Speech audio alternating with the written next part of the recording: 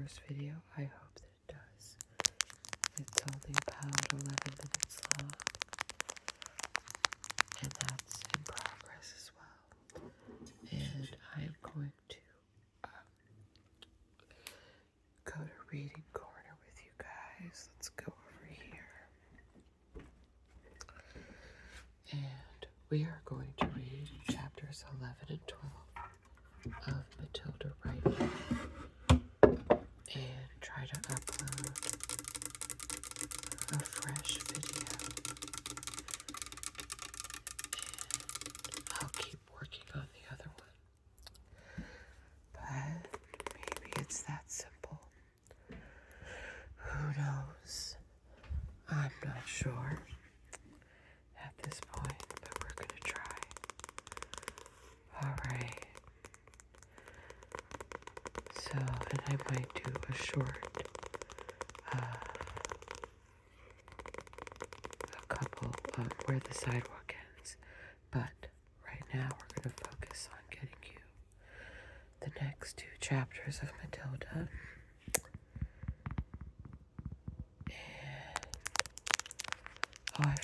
And, I'm so sorry, I've been so caught up in all of that. Do you have your blankets? Your fluffy blankets, fluffy pillows. And are your lights turned out? They are? Okay. And you're all snuggled up, right? Okay. I just want to make sure you're ready. Alright, ready to read? Let's get to it. So, let's go back and read Bruce Bogtrotter. So we had left off with the chapter about the hammer throw and how Trunchbull likes to use poor little children like little Amanda Thripp here to practice keeping her arm in shape. Goodness gracious. And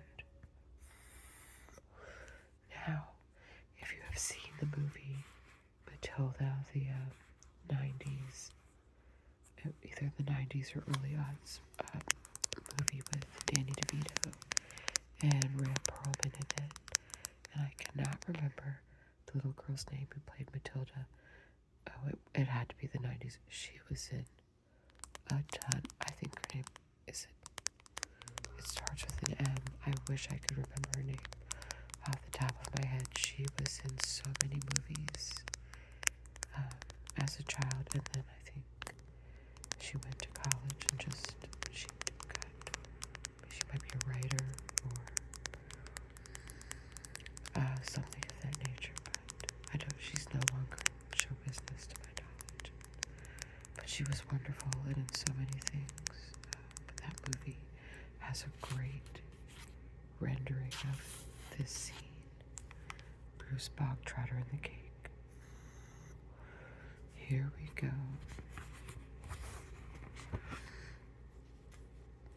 How can she get away with it? Lavender said to Matilda. Surely the children go home and tell their mothers and fathers. I know my father would raise a terrific stink if I told him the headmistress had grabbed me by the hair and slung me over the playground fence. No, he wouldn't, Matilda said, and I'll tell you why. He simply wouldn't believe you. Of course he would. He wouldn't, Matilda said, and the reason is obvious. Your story would sound too ridiculous to be believed, and that is the Trunchbull's great secret. What is? Lavender asked. Never do anything by halves if you want to get away with it.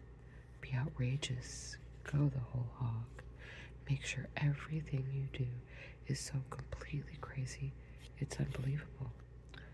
No parent is going to believe this pigtail story, not in a million years. Mine wouldn't. They'd call me a liar. In that case, Lavender said, Amanda's mother isn't going to cut her pigtails off. No, she isn't, Matilda said. Amanda will do it herself. You see if she doesn't. Do you think she's mad? Who? The Trunchbull. No, I don't think she's mad, Matilda said, but she's very dangerous. Being in the school is like being in a cage with a cobra. You have to be very fast on your feet. They got another example of how dangerous the headmistress could be on the very next day. During lunch, an announcement was made that the whole school should go into the assembly hall and be seated as soon as the meal was over. When all 250 or so boys and girls were settled down in assembly, the Trunchbull marched onto the platform. None of the other teachers came in with her. She was carrying a riding crop in her right hand. She stood up there on center stage in her green breeches. I wonder if that's supposed to be pronounced bridges, but it says breeches, so that's what we're going with. With legs apart and riding crop in hand, glaring at the sea of upturned faces before her. What's going to happen? Lavender whispered. I don't know, Matilda whispered back. The whole school waited for what was coming next. Bruce Bogtrotter, the Trunchbull barked suddenly. Where is Bruce Bogtrotter? A hand shot up among the seated children. Come up here, the Trunchbull shouted, and look smart about it. An 11-year-old boy who was decidedly large and round stood up and waddled briskly forward. He climbed up on the platform. Stand over there, the Trunchbull ordered, pointing. The boy stood to one side. He looked nervous.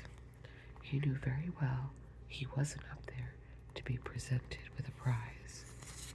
He was watching the headmistress with an exceedingly wary eye and kept edging farther and farther away from her with the little shuffles of his feet.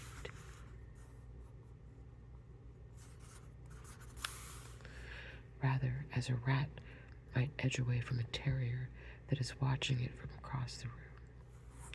His plump, flabby face had turned gray with fearful apprehension. His stockings hung about his ankles. This clot, boomed the headmistress, pointing the riding crop at him like a rapier.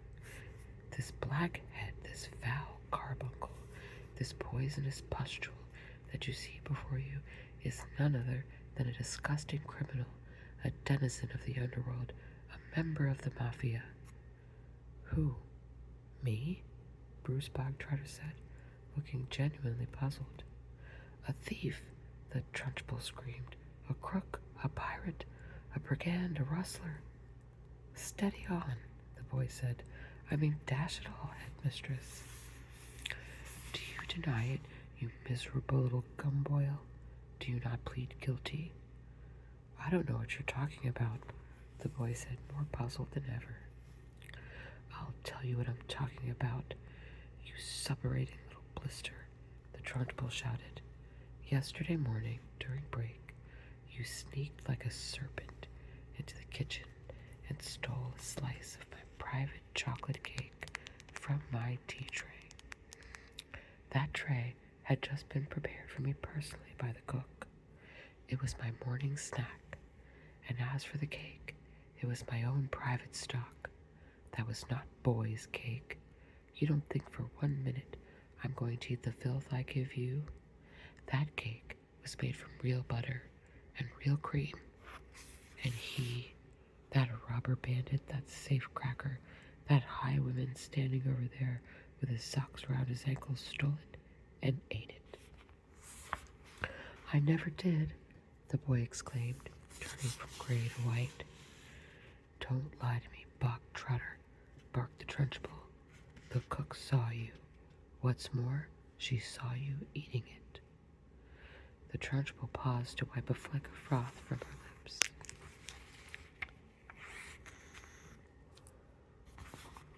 When voice was suddenly softer, quieter, more friendly, and she leaned towards the boy, smiling. You like my special chocolate cake, don't you, Bogtrotter? It's rich and delicious, isn't it, Bogtrotter?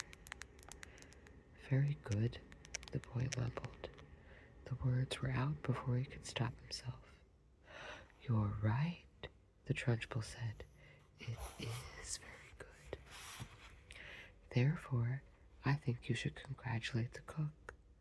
When a gentleman has a particularly good meal, Bogtrotter, he always sends his compliments to the chef. Didn't you know that? You didn't know that, did you, Bogtrotter? But those who inhabit the criminal underworld are not noted for their good manners. My God. Oh, pardon me, I'm so sorry. That was disruptive. Take a ginger ale. Cook, the Trunchbull shouted, turning her head towards the door.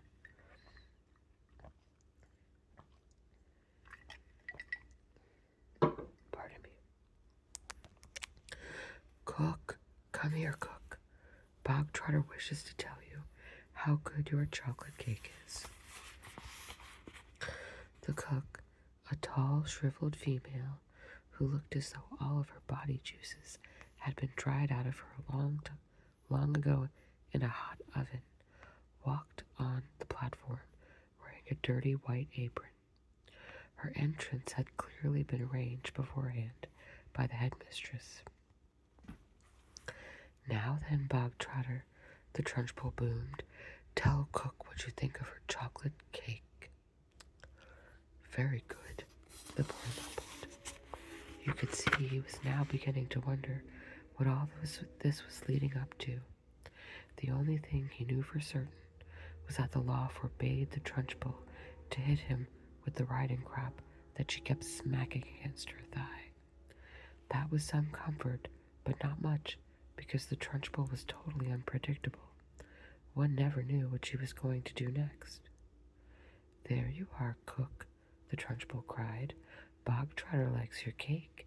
He adores your cake. Do you have any more of your cake you could give him?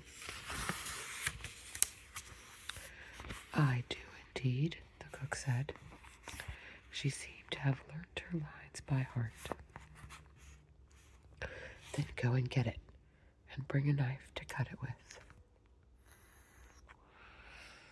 The cook disappeared. Almost at once, she was back again, staggering under the weight of an enormous round chocolate cake on a china platter. The cake was fully 18 inches in diameter, and it was covered with dark brown chocolate icing. Put it on the table, the Trunchbull said. There was a small table, center stage, with a chair behind it. The cook placed the cake carefully on the table. Sit down, Bogtrotter, the Trunchbull said. Sit there. The boy moved cautiously to the table and sat down. He stared at the gigantic cake. There you are, Bogtrotter, the Trunchbull said, and once again her voice became soft, persuasive, even gentle. It's all for you, every bit of it, as you enjoyed that slice you had yesterday so very much. I ordered Cook to bake you an extra large one, all for yourself. Well, thank you, the boy said, totally bemused. Thank Cook, not me, the Trunchbull said. Thank you, Cook, the boy said. The cook stood there like a shriveled bootlace, tight-lipped, implacable, disapproving. She looked as though her mouth was full of lemon juice. Come on, then, the Trunchbull said. Why don't you cut yourself a nice thick slice and try it? What, now? The boy said, cautious. He knew there was a catch in this somewhere, but he wasn't sure where. Can't I take it home instead? He asked. That would be impolite, the Trunchbull said with a crafty grin. You must show Cookie here how grateful you are for all the trouble she's taken. The boy didn't move. Go on, get on with it, the Trunchbull said. Cut a slice and taste it. We haven't got all day. The boy picked up the knife and was about to cut into the cake when he stopped. He stared at the cake. Then he looked up at the Trunchbull. Then at the tall, stringy cook with her lemon juice mouth. All the children in the hall were watching tensely, waiting for something to happen. They felt certain it must. The Trunchbull was not a person who would give someone a whole chocolate cake to eat just out of kindness. Many were guessing that it had been filled with pepper or castor oil or some other foul-tasting substance that would make the boy violently sick. It might even be arsenic, and he would be dead in 10 seconds flat. Or perhaps it was a booby-trapped cake, and the whole thing would blow up the moment it was cut, taking Bruce Bogtrotter with it. No one in the school put it past the Trunchbull to do any of these things. I don't want to eat it, the boy said. Taste it, you little brat, the Trunchbull said. You're insulting the cook. Very gingerly, the boy began to cut a thin slice of the vast cake. Then he levered the slice out. Then he put down the knife and took the sticky thing in his fingers and started very slowly to eat it. It's good, isn't it? The Trunchbull asked. Very good, the boy said, chewing and swallowing. He finished the slice. Have another, the Trunchbull said. That's enough, thank you, the boy murmured. I said, have another, the Trunchbull said, and now there was an altogether sharper edge to her voice. Eat another slice. Do as you are told. I don't want another slice, the boy said. Suddenly the Trunchbull exploded. Eat, she shouted, banging her thigh with the riding crop. If I tell you to eat, you will eat. You wanted cake, you stole cake, and now you've got cake. What's more, you're going to eat it. You do not leave this platform, and nobody leaves this hall until you have eaten the entire cake that is sitting there in front of you. Do I make myself clear, Bogtrotter? Do you get my meaning? The boy looked at the Trunchbull. Then he looked down at the enormous cake. Eat, eat, eat, the Trunchbull was yelling. Very slowly, the boy cut himself another slice and began to eat it. Matilda was fascinated. Do you think he can do it? She whispered to Lavender. No, Lavender whispered back. It's impossible. He'd be sick before he was halfway through. The boy kept going. When he had finished the second slice, he looked at the Trunchbull, hesitating. Eat, she shouted. Greedy little thieves who like to eat cake must have cake. Eat faster, boy, eat faster. We don't want to be here all day, and don't stop like you're doing now. Next time you stop, before it's all finished, you'll go straight into the chokey, and I shall lock the door and throw the key down the well. The boy cut a third slice and started to eat it. He finished this one quicker than the other two, and when that was done, he immediately picked up the knife and cut the next slice. In some peculiar way, he seemed to be getting into his stride. Matilda, watching closely, saw no signs of distress in the boy yet. If anything, he seemed to be gathering confidence as he went along. He's doing well, she whispered to Lavender. He'll be sick soon, Lavender whispered back. It's going to be horrid. When Bruce Bogtrotter had eaten his way through half of the entire enormous cake, he paused for just a couple of seconds and took several deep breaths. The Trunchbull stood with hands on hips, glaring at him. "Get on with it," she shouted. "Eat it up." Suddenly, the boy let out a gigantic belch which rolled across the assembly hall like thunder. Many of the audience began to giggle. "Silence!" shouted the Trunchbull. The boy cut himself another thick slice and started eating it fast. There were still no signs of flagging or giving up. He certainly did not look as though he was about to stop and cry out, I can't eat any more. I'm going to be sick." He was still in there, running. And now, a subtle change was coming over the 250 watching children in the audience. Earlier on, they had sensed impending disaster. They had prepared themselves for an unpleasant scene in which the wretched boy, stuffed to the gills with chocolate cake, would have to surrender and beg for mercy, and then they would have watched the triumphant Trunchbull forcing more and still more cake into the mouth of the gasping boy. Not a bit of it. Bruce Bogtrotter was 3/4 of the way through and still going strong. One sensed that he was almost beginning to enjoy himself. He had a mountain to climb, and he was jolly well going to reach the top or die in the attempt.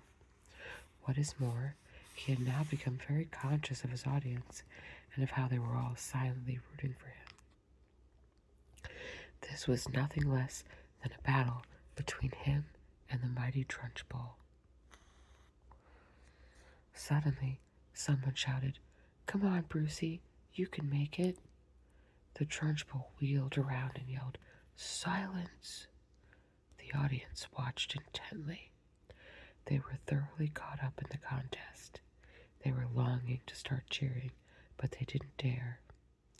"I think he's going to make it," Matilda whispered. "I think so too," Lavender whispered back. "I wouldn't have believed anyone in the world could eat the whole cake of that size."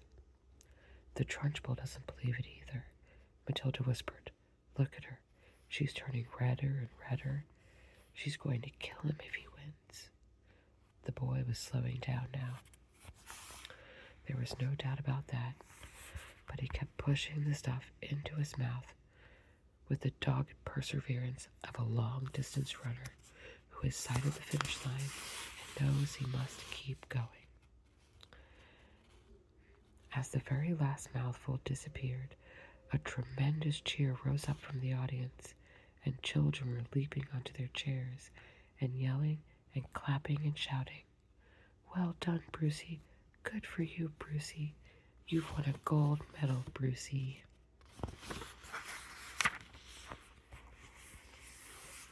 And this is where she loses it, freaks out, smacks him in the head with the platter. Okay. The Trunchbull stood motionless on the platform. Her great horsey face had turned the color of molten lava, and her eyes were glittering with fury. She glared at Bruce Bogtrotter, who was sitting on his chair like some huge overstuffed grub, replete, comatose, unable to move or speak. A fine sweat was beading his forehead, but there was a grin of triumph on his face.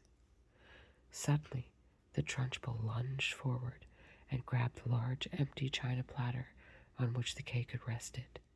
She raised it high in the air and brought it down with a crash right on top of the wretched Bruce Bogtrotter's head, and pieces flew all over the platform. The boy was by now so full of cake that he was like a sack full of wet cement, and you couldn't have hurt him with a sledgehammer. He simply shook his head a few times and went on grinning. "Go to blazes!" screamed the Trunchbull, and she marched off the platform, followed closely by the cook. And the next chapter is Lavender, and this is a great chapter too. I am going to stop try to upload Bruce Bogtrotter and the Chocolate Cake. And then we'll get right back into Lavender. And we'll see how that goes. So, let me stop and try to get this chapter out to you guys. And I will return with chapter 12, Lavender. I'll see you shortly.